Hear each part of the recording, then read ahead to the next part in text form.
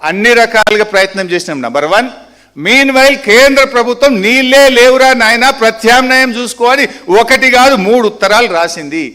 అంటే మీరు నీళ్లు లేని చోట ప్రాజెక్టు నిరికిచ్చి అక్కడ చాప్రాల్ వైల్డ్ లైఫ్ ప్రాజెక్ట్ ఉంది. ఒకవేళ అనుమతి ఇచ్చినా చాప్రాల్ వైల్డ్ లైఫ్ ఉంది. ఒకవైపు వైల్డ్ లైఫ్, ఒకవైపు మహారాష్ట్ర ఒప్పుకోదు, ఇంకొక వైపు నీళ్ళే లేవు అని central water commission, the authority of the country, ఎవరైతే నీళ్ళు ఉన్నాయా లేదా తేల్చేది, the authority for this country is central water commission.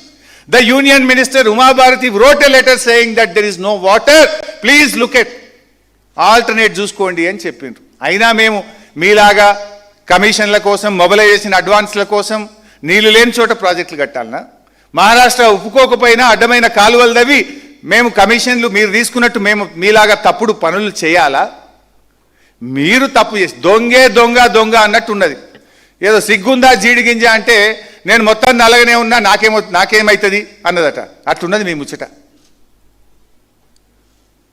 నేను రేవంత్ రెడ్డిని అడుగుతున్నాను, నువ్వు అన్నావు కదా అగ్రిమెంట్ ఉందని, పెట్టు, దమ్ముంటే బయట పెట్టు.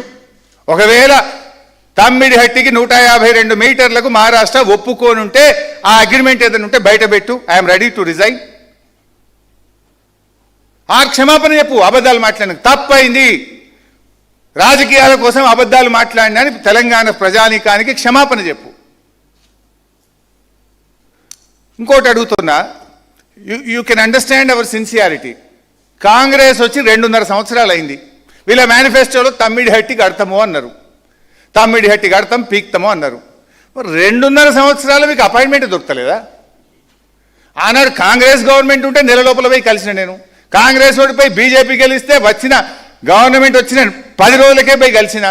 స్వయంగా కేసీఆర్ ముఖ్యమంత్రి గారు 2 రోజులు మహారాష్ట్రలో ఉండి వెయిట్ చేసి, ముఖ్యమంత్రి ఎప్పుడు టైం ఇస్తే అప్పుడు నేను ఈయనే ఉంటా అని ఆడ కూర్చొని ఆయన టైం ఇచ్చినప్పుడు కలిసి బతిలాడి వచ్చిండు.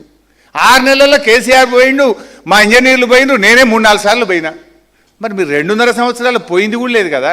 అంత డ్రామా మీ కంపెనీ. 2.5 ఏళ్ళల్లో తమ్మిడిహట్టి కోసం మీరు కనీసం ఒక్కసారన్నా మహారాష్ట్రకు పోయినరా? 2 సంవత్సరాల 7 నెలలు పూర్తయింది. That shows your commitment. మీ నిజాయితీ అది, మా నిజాయితీ ఇది. మేము నెలకే పోయినాం. గవర్నమెంట్ వచ్చిన కొత్త రాష్ట్రం సంసారం కుదరక ముందే పోయినాం నెల లోపల. మరి మీరు 2 సంవత్సరాల 5 నెలలు ఏం చేసిండ్రు? ఎందుకు పోలేదు? అంటే మీది మాటలు తప్ప, డ్రామాలు తప్ప యాక్షన్ లేదు, సిన్సియారిటీ లేదు, నిజాయితీ లేదు. 2 సంవత్సరాల 5 నెలలు ఏం చేసిండ్రు అని అడుగుతున్నా.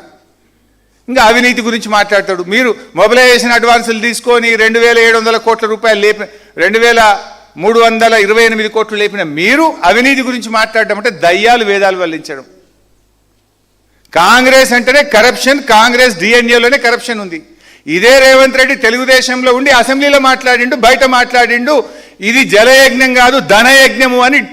ఈ రేవంత్ రెడ్డి ఆనాడు తెలుగుదేశంలో ఉండి ఈ ప్రాణహిత చేవేళ్ల గురించి అడగోలు మాట్లాడిండు. ఇవాళ సూదపూస లెక్క మాట్లాడుతుండు.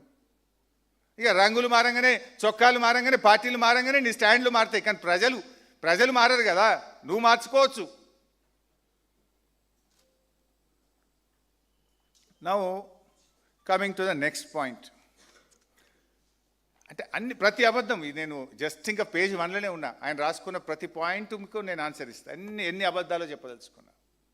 నంబర్ 2, పెద్ద నిన్న పోజులు కొడుతుండు. రిటైర్డ్ ఇంజనీర్లు వద్దన్నారట.